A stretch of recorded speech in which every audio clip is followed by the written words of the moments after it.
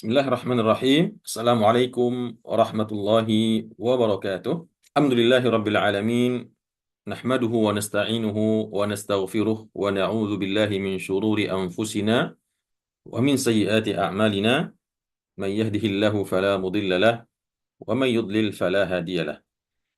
Asyhadu an la ilaha illallah wahdahu la syarika lah wa asyhadu anna sayyidana wa nabiyyana Muhammadan abduhu wa rasuluh sallallahu alaihi wasallam la nabiyya ba'dah. Amma ba'da.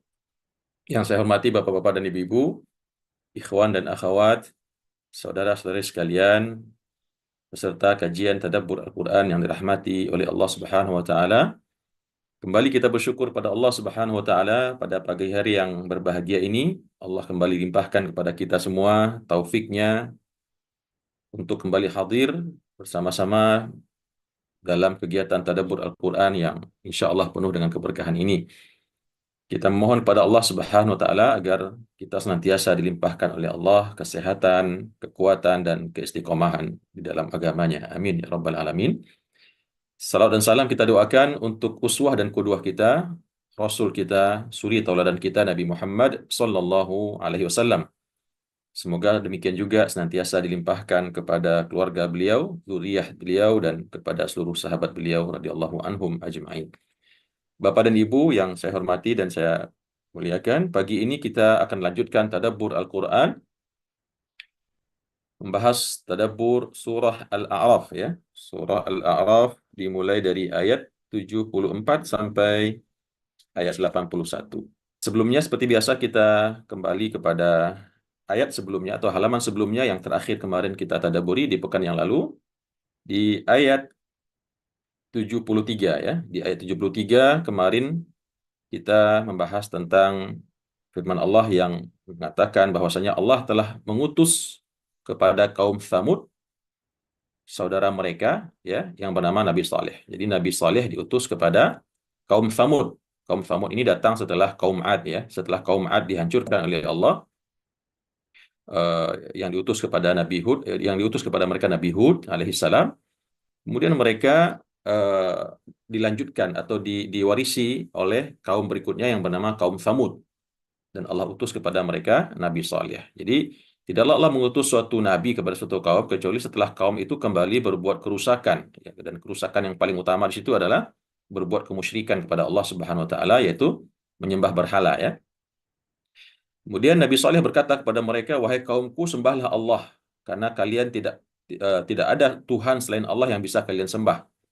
Qad ja'atkum bayyinatun min rabbikum, ya, telah datang kepada kalian bukti mukjizat yang nyata kepada kalian, yaitu Allah penuhinya permintaan kalian untuk mendatangkan seekor onta dari perut sebuah batu yang besar, sebagaimana mereka minta kepada Nabi Saleh untuk membuktikan kebenaran kenabiannya Nabi Saleh. Ya, fadharuha ta'kul fi ardillah. Maka kata Nabi Saleh, karena sekarang Allah telah tunjukkan kepada kalian mukjizat, ya, mukjizat Nabi Saleh, seorang nabi, seorang rasul dari Allah, maka kalian harus beriman kepada Allah dan biarkan onta ini makan dengan leluasa di buminya Allah. Wala tamassuha bisu, dan jangan kalian menyentuhnya dengan sesuatu yang buruk ya, jangan disakiti atau bahkan jangan disembelih. Kenapa demikian? Nabi Saleh mengingatkan kaumnya, umatnya, kalau seandainya onta tersebut diganggu ya, disembelih, disakiti, maka fayakhudzakum adzabun alim. Maka nanti saya khawatir, takut azab yang sangat dahsyat, yang sangat pedih akan menimpa kalian. Nah, itu kita jemput ayat satu ayat sebelumnya untuk memahami sambungan ayat yang 74 yang akan kita tadabburi pada pagi hari ini. Nah, kemudian di ayat yang 74 Bapak dan Ibu itu kelanjutan daripada ayat 73 ya, yaitu seruan Nabi Saleh kepada umatnya kaum Tsamud. Nabi Saleh berkata, "Wadhkuru idz ja'alakum khulafa." Dan ingatlah oleh kalian semua wahai kaum Tsamud ya, wadhkuru, dan ingatlah, idz ja'alakum, tatkala atau ketika, ja'alakum ya, dia menjadikanmu, dia itu adalah Allah. Dan ingatlah oleh kalian wahai kaum Tsamud, tatkala dia atau Allah menjadikan kalian semua khulafa'a, pengganti-pengganti. Khulafa' jamak daripada khalifah. Khalifah artinya orang yang menggantikan ya. Dan ingatlah oleh kalian ketika Allah menjadikan kalian para pengganti-pengganti mim ba'di 'adin, setelah musnahnya kaum 'Ad. Setelah kaum 'Ad, maka datanglah kaum berikutnya, yaitu kaum Tsamud yang menjadi khulafa, menjadi pengganti-pengganti atau penerus-penerus daripada kaum 'Ad yang telah dimusnahkan oleh Allah sebelumnya. Wa bawwa'akum fil ardi, dan Allah telah menempatkan kalian di atas bumi ini, telah Allah berikan kepada mereka tempat yang baik, ya. Allah berikan kepada mereka suatu tempat tinggal yang baik. Tattakhiduna min suhuliha, di mana di tempat tersebut kalian menjadikan tanah-tanahnya yang rata, di situ kalian bangun istana-istana. Jadi kalau ada tanahnya datar, di situ mereka bangun istana-istana yang besar, ya. Wa tanhituna minal jibali buyuta. Adapun kalau di bagian-bagian yang ada bukit-bukitnya, gunung-gunungnya, maka kalian memahat gunung-gunung tersebut dan menjadikannya sebagai rumah. Jadi mereka bangun istana-istana di tempat yang datar, istana-istana yang besar. Adapun gunung-gunung, bukit-bukit yang terbuat dari batu-batu besar tersebut, maka di situ mereka pahat dan kemudian mereka menjadikannya sebagai rumah. Ya, seperti kita baca dalam penjelasan ayat ini tentang kisah kaum Tsamud ini, terdapat di negeri yang bernama Madain Saleh, Bapak dan Ibu, di utaranya Arab Saudi. Seperti yang saya singgung kemarin, sekarang tempat ini telah dijadikan objek wisata oleh pemerintah Arab Saudi yang bernama Al-Ula, ya. Kawasan Al-Ula, di situ telah dibangun hotel-hotel berbintang 5 dan kolam-kolam renang, dan telah disulap sedemikian rupa menjadi pusat atau destinasi wisata kelas dunia. Ya, padahal seperti yang saya sampaikan juga, ada riwayat dari Rasulullah SAW ketika Rasulullah memimpin perang Tabuk, Rasulullah mengingatkan para sahabat untuk tidak dekat-dekat ke area tersebut, ya, atau bahkan jangan sampai minum dari sumurnya karena khawatir Rasulullah azab Allah, murka Allah juga akan menimpa para sahabat kalau berlama-lama di daerah tersebut. Tapi justru sekarang dijadikan penginapan, hotel, ya, wallahu alam. Apakah itu bentuk daripada kesombongan atau menantang atau menantang apa yang disampaikan oleh Rasulullah, wallahu alam, ya. Bisa jadi riwayat tersebut, ya, saya juga belum menelitinya apakah riwayat tersebut riwayat yang sahih atau tidak. Tapi yang jelas itulah fakta dan realita yang saat ini kita dengarkan. Saya belum pernah juga sampai ke sana, tapi sekarang bagian dari di antara paket umroh sudah ada yang membuat rihlah atau wisata ke sana, ya. Dari Madinah mungkin sekitar 3 atau 4 jam perjalanan lagi sampai ke tempat tersebut, tapi memang mahal, ya, karena dia tempatnya sangat luxury, ya. Ya, dan situ adalah tempat peninggalan kaum Samud, yaitu umatnya Nabi Saleh alaihissalam.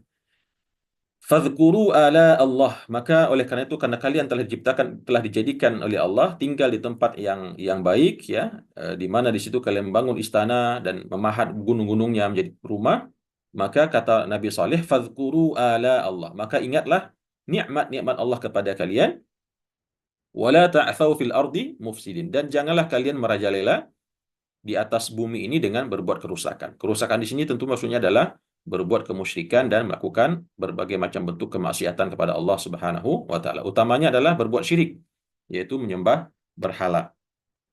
Nah, itu peringatan atau nasihat seruan Nabi Saleh kepada kaumnya, yaitu kaum Tsamud. Kemudian Bapak dan Ibu, ikhwan dan akhwat yang saya muliakan, di ayat selanjutnya kita akan melihat apa jawaban kaum Tsamud kepada nabi mereka, Nabi Saleh. Kata kaum Tsamud, qalal mala'ul ladzina istakbaru min qaumih. Berkatalah pemuka-pemuka orang-orang Tsamud, ya, gembong-gembongnya, pemuka-pemukanya, petinggi-petingginya, alladzina istakbaru min qaumih, yaitu orang-orang yang menyombongkan diri di antara kaumnya. Jadi tidak semua nih, ya, ada pemuka-pemukanya, pemimpin-pemimpin mereka, orang-orang yang ditinggikan dan penuh dengan kesombongan dari kaumnya Nabi Saleh, yaitu kaum Tsamud itu. Mereka berkata lilladzina stud'ifu, kepada orang-orang yang mereka anggap lemah, liman amana minhum, yaitu dari golongan orang-orang yang beriman di antara mereka kepada Nabi Saleh. Apa yang mereka katakan? Jadi kalau kita bayangkan, orang-orang kuat, orang-orang kaya, orang-orang terpandang dari golongan kaum Tsamud ini, mereka mendatangi orang-orang yang lemah, yang mereka anggap lemah dari kaum mereka, dari kalangan kabilah mereka ini yang eh, mereka dapati telah beriman kepada Nabi Saleh. Ya, mereka anggap lemah lah ya, dianggap orang lemah gitu ya, karena mereka merasa orang-orang yang ikut kepada orang seperti Nabi Saleh itu hanya orang-orang lemah ya. Kalau orang-orang kuat, orang-orang kaya, orang-orang terpandang nggak mungkin gitu ya beriman kepada Nabi Saleh yang seperti kita ketahui bahkan telah mendatangkan sebuah mukjizat yang luar biasa ya, mengeluarkan onta dari sebuah batu yang sangat besar yang tentunya seperti yang pernah saya sampaikan, kalau itu terjadi pada kita hari ini, tidak yang bisa kita lakukan kecuali beriman kepada manusia tersebut ya. Karena bagaimana mungkin sebuah batu bisa mengeluarkan onta yang besar ya. Tapi begitulah ya, kesombongan mereka ya, keangkuhan mereka tidak mau beriman kepada Nabi Saleh dan risalahnya.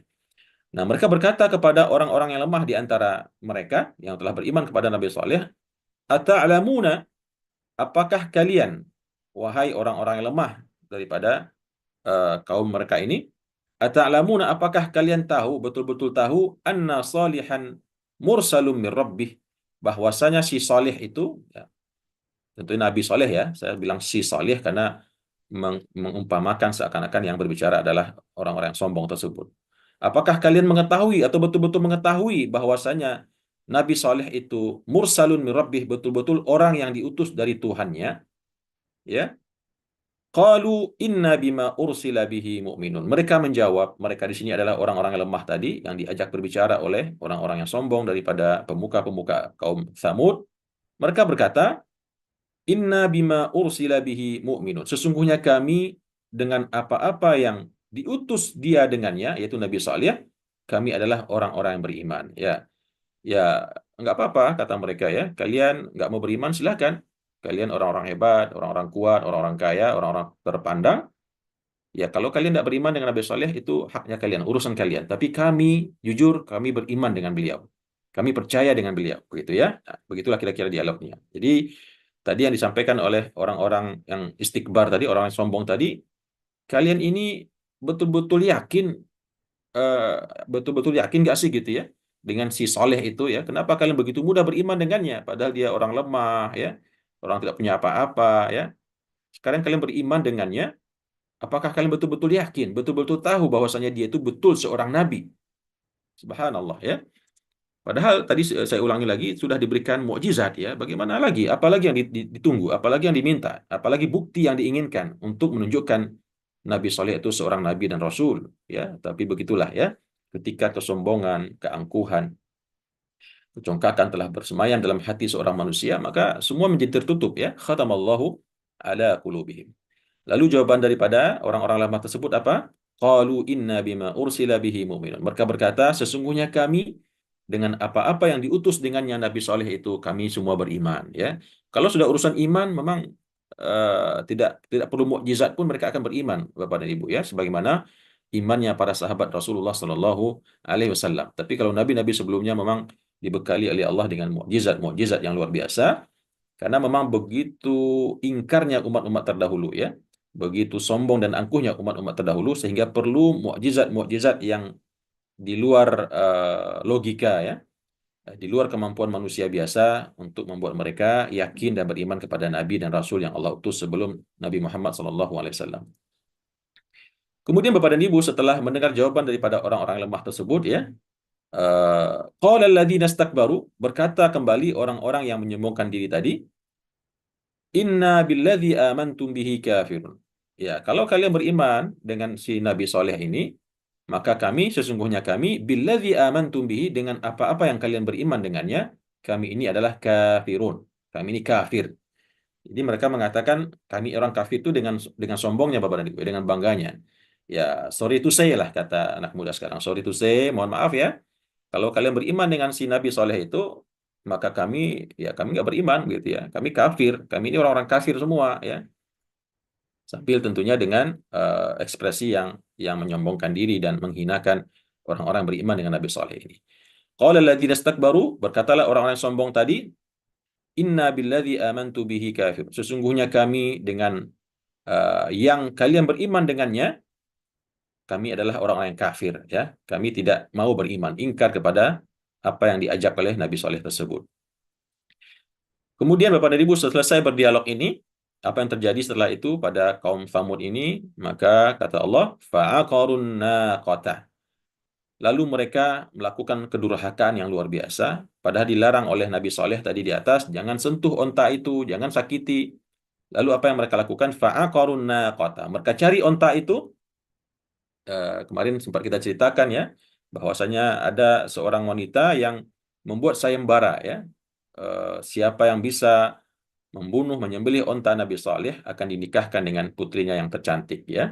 Maka berlomba-lombalah orang-orang terkuat di situ sampai tampil seseorang yang kemarin sudah kita sebut namanya, saya lupa ya. Maka dialah yang akhirnya menyembelih onta tersebut. Fa'aqarun naqatah. Akhirnya mereka menyembelih onta tersebut ya. Onta tersebut disembelih, dimakan rame-rame, dan setelah itu bahkan mereka mencari Nabi Saleh untuk membunuhnya. Jadi tidak sekedar ontanya Nabi Saleh saja yang disembelih, bahkan setelah itu mereka pun mencari Nabi Saleh untuk membunuhnya ya. Kenapa mereka menghabisi onta ini?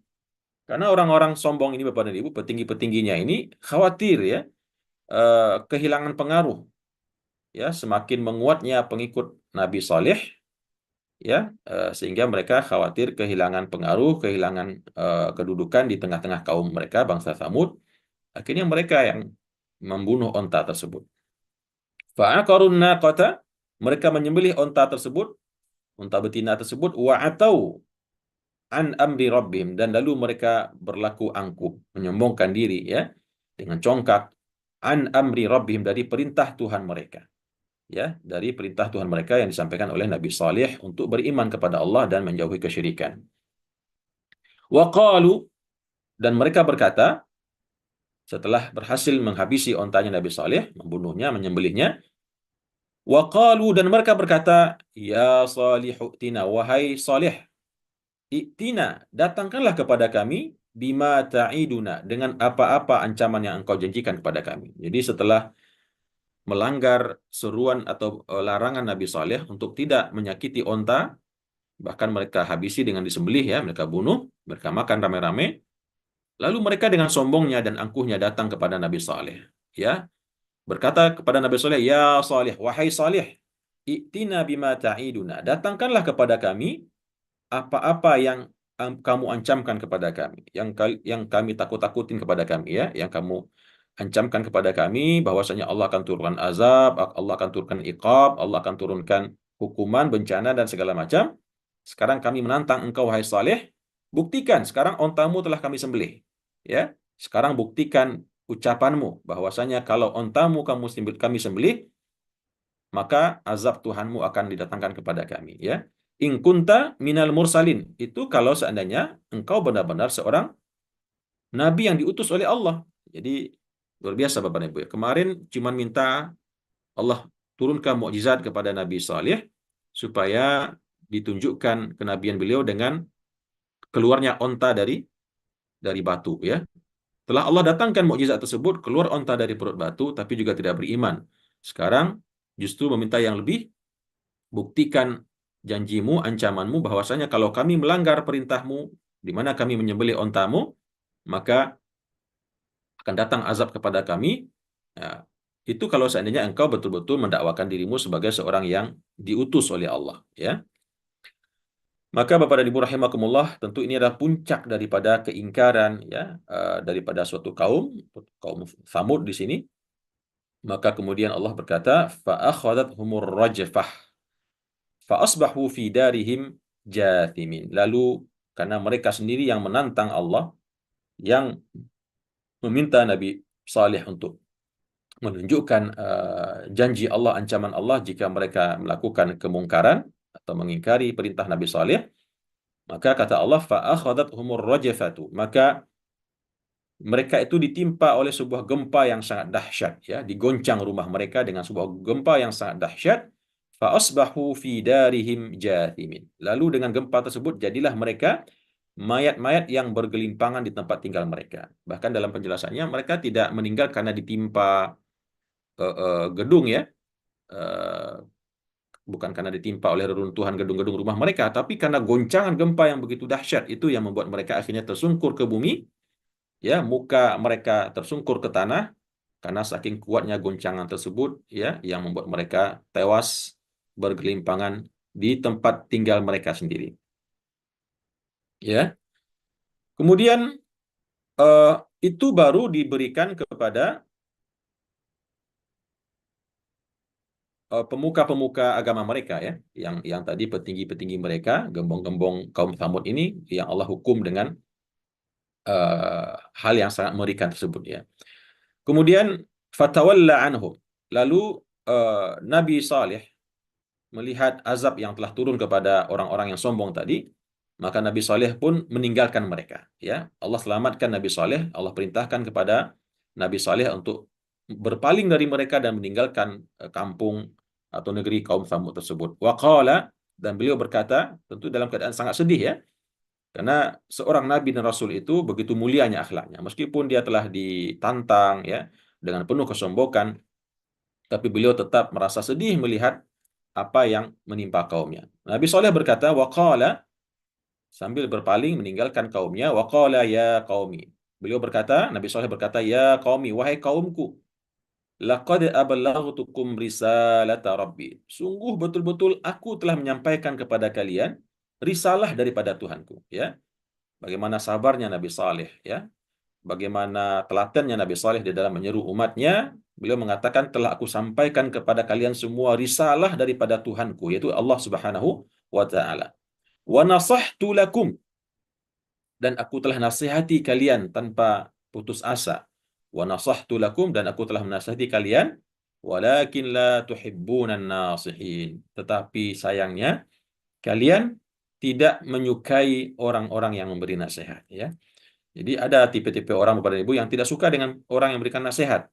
Dia tahu itu benar, dia itu tahu suatu kebenaran yang hak, tapi kalau dinasehati malah eh, marah gitu ya, malah malah tidak suka, karena mereka tidak suka dengan orang-orang yang suka memberi nasihat. Ya, maunya dibiarin aja melakukan kesalahan, kemaksiatan dan seterusnya. Nah, itu akhir daripada umat Nabi Saleh, itu kaum Tsamud, yang Allah hancurkan mereka, musnahkan mereka dengan gempa ya, yang kemudian dilanjutkan dengan sebuah petir dan angin yang cukup sebuah petir ya, sebuah gempa, dan dilanjutkan dengan suara yang memekakkan telinga, yang membuat semua orang yang mendengarnya jatuh tersungkur, terkapar di atas bumi. Dan begitu juga Allah turunkan kepada mereka sebuah bunyi yang sangat keras ya, seperti petir yang intinya menghabisi mereka semua, kaum kaum Tsamud ini. Wal billah. Kemudian Bapak dan Ibu rahimakumullah, di ayat yang selanjutnya Allah kemudian beranjak atau berpindah bercerita tentang nabi berikutnya setelah Nabi Saleh, yaitu Nabi Nabi Lut ya, Nabi Lut. Wa Lutan idz qala liqaumihi, dan ingat jugalah ya ketika Allah mengutus Nabi Lut. Nabi Lut idz qala liqaumihi. Nabi Lut ini Bapak dan Ibu dia adalah keponakannya Nabi Ibrahim ya. Jadi ayahnya Nabi Lut itu adalah saudara kandungnya Nabi Ibrahim.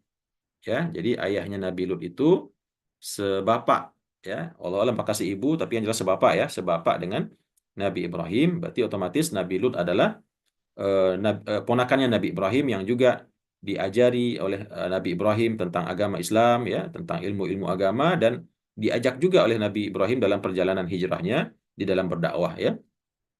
Diajak dari Irak, kemudian ketika sampai di negeri Syam, di situ beliau bertahan di sana berdakwah kepada kaum yang bernama kaum Sodom. Kita pernah mendengar istilah kaum Sodom ya. Perbuatannya bernama sodomi ya, naudzubillah. Itu sebuah tempat di negeri Syam, tepatnya di negara Yordania, di lembah Sungai Jordan. Ya, di Yordania sana. Di situ Allah mengirim Nabi Lut untuk mendakwahi kaum Sodom, yang nanti kita akan bahas apa perilaku atau perangai daripada kaum Sodom ini. Waluton idh qala liqaumi, dan begitu juga kami telah mengutus Nabi Lut ya, idh qala liqaumi, di mana ketika itu dia berkata kepada kaumnya, idh qala liqaumi, ketika ia berkata kepada kaumnya.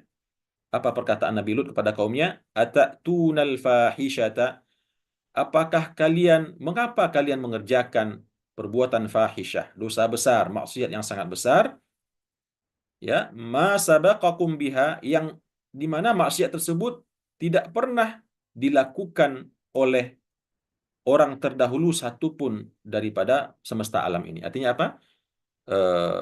Kenapa kalian melakukan sebuah perbuatan fahisyah yang tidak pernah didahului oleh satu orang pun di atas dunia ini sebelum kalian?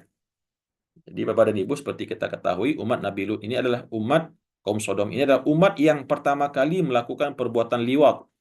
Liwat itu artinya atau istilah lainnya adalah homoseksual ya atau gay, yang hari-hari ini nauzubillah semakin marak kita lihat mengancam generasi muda kita, anak-anak kita, yang tentunya ini sebuah hal fenomena yang patut menjadi perhatian kita semua untuk kita melindungi anak-anak kita dari perbuatan ini. Ini perbuatan yang umurnya sudah sangat tua ya, termasuk maksiat pertama yang dilakukan oleh manusia dari perbuatan-perbuatan yang berhubungan dengan fahisyah ini. Yang tidak pernah dikerjakan oleh umat Nabi Adam, tidak pernah dikerjakan oleh umat Nabi Hud, tidak pernah dikerjakan oleh umat Nabi Saleh. Yang pertama melakukan perbuatan liwat atau homoseksual itu adalah umatnya Nabi Lut, ya kaum Sodom ini. Maka kata Nabi Lut kepada mereka, wahai kaumku, kenapa? Bagaimana mungkin kalian bisa mengerjakan sebuah perbuatan maksiat yang tidak pernah dikerjakan oleh manusia manapun sebelum kalian? Jadi merekalah pencetus penyuka sesama jenis itu, ya. Baik sesama lelaki, begitu juga sesama perempuan ya. Jadi meskipun yang diangkat di sini sesama lelaki, tapi kalau kita baca di penjelasan di kitab tafsir, fenomenanya waktu itu juga perempuan dengan sama perempuan ya, atau kita istilah sekarang kita sebut dengan lesbian ya.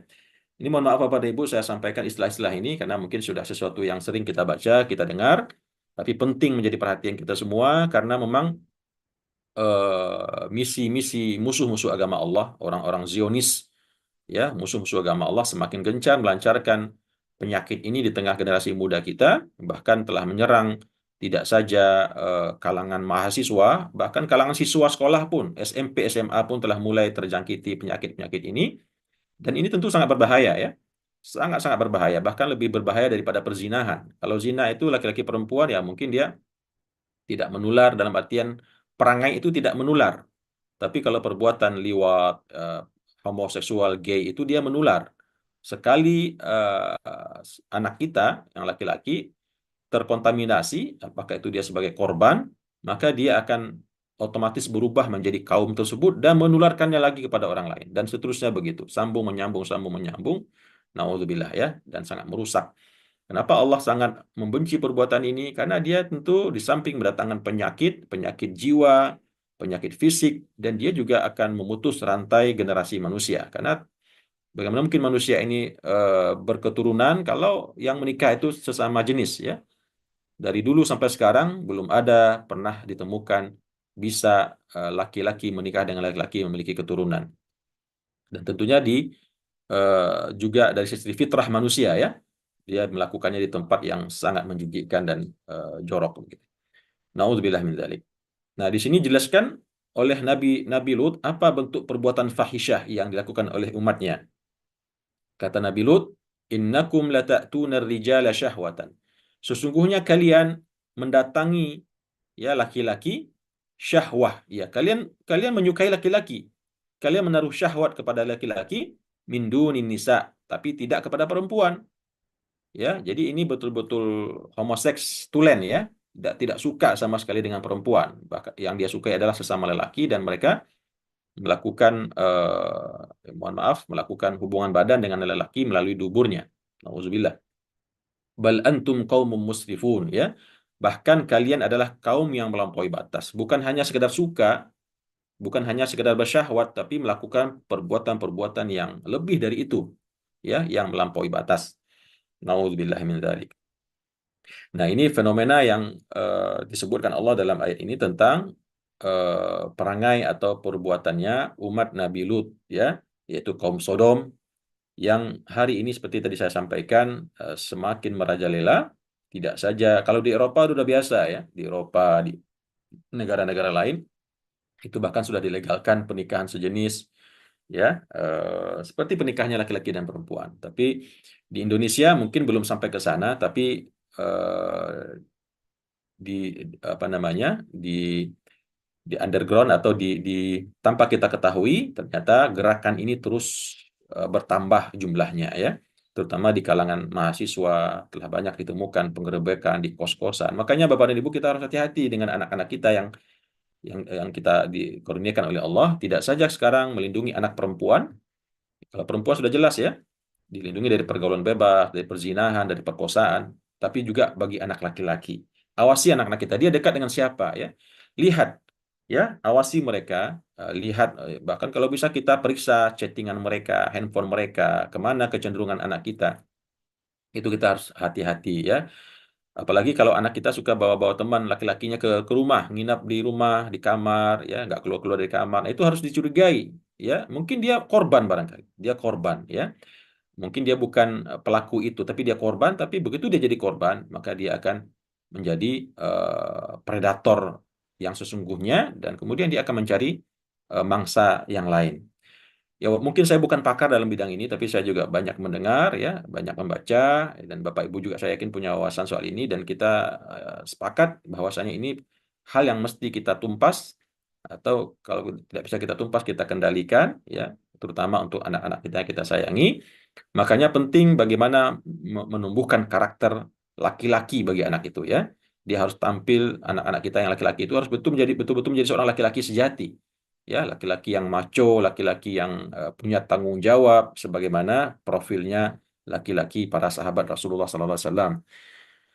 Wallahu alam, ini mungkin pembahasan yang cukup panjang kalau kita lanjutkan. Ya, ini cuman sambil lewat karena kita kebetulan membahas tentang kisah umat Nabi Lut. Barangkali nanti di forum diskusi bisa kita lanjutkan kalau memang ada yang perlu dibahas. Bapak dan Ibu yang saya hormati dan saya muliakan, barangkali ini sedikit tadabbur yang bisa kita lakukan pada pagi hari ini, ayat 74 sampai ayat 81 daripada surah Al-A'raf masih membahas tentang kisah-kisah para nabi ya. Yang kisah-kisah nabi ini akan terus kita nanti jumpai di surah-surah yang lain, dan dia terus berulang-ulang tapi dengan redaksi yang berbeda-beda. Ya, itulah indahnya Al-Qur'an. Tidak pernah mengulang redaksi itu dalam bentuk yang sama. Ya, dia minimal ada tambah satu huruf, minimal ada tambah satu kata ya, dan itulah salah satu mukjizatnya Al-Qur'an supaya kita tidak lupa dengan cerita-cerita itu. Kenapa diulang-ulang? Karena kalau balik lagi ke belakang kan kejauhan ya. Makanya Allah ulang lagi nanti bertemu dengan surah Ibrahim, bertemu lagi dengan surah yang lain, terulang lagi supaya ibrah-ibrah itu kembali kita ingat, karena memang sesungguhnya berbagai macam fenomena yang terjadi dalam kehidupan kita ini tidaklah kecuali sejarah yang terulang ya, sejarah yang terulang. Demikian, terima kasih atas perhatian Bapak dan Ibu, dan sekali lagi saya mohon maaf atas kekurangan penyampaian saya, dan jika ada salah dan khilaf ucapan dan perkataan saya juga mohon dimaafkan. Demikian kita cukupkan sampai di sini untuk tadabbur. Kita lanjutkan dengan diskusi dan tanya jawab. Aqulu qauli hadza wa astaghfirullah li wa lakum. Wassalamualaikum warahmatullahi wabarakatuh.